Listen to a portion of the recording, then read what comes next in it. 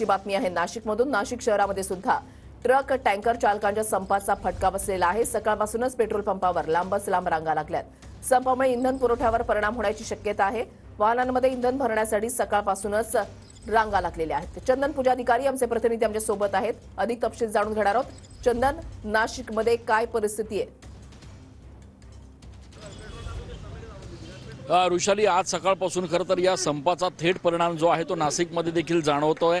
आपण बघतोय की या ठिकाणी पेट्रोल पंपावर लांबच लांब रांगा ज्या आहेत त्या या ठिकाणी लागलेल्या आहेत। खास करून चाकरमाने जे आहेत, जे या ठिकाणी आपल्या नोकरी धंद्यासाठी घराबाहेर पडलेले आहेत, त्यांचे मोठे हाल या ठिकाणी झालेले आहेत। यासोबतच विद्यार्थी असतील, विद्यार्थ्यांना शाळेत नेणारे जे व्हॅन चालक आहेत, त्यांची देखील मोठी तारांबळ या ठिकाणी उडालेली आहे। आणि नेमकी आता ही परिस्थिती कधी सुधारणार याबाबत पेट्रोल चालकांमध्ये देखील संभ्रम आहे। नेमकी काय परिस्थिती, तुमच्याकडे किती वेळ पुरेल एवढा साठा आहे?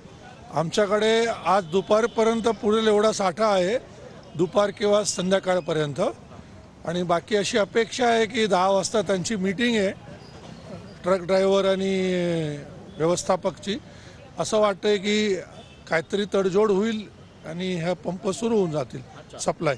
आपण बघतोय की या ठिकाणी दुपारच्या या बैठकीवर सगळं अवलंबून असणार आहे।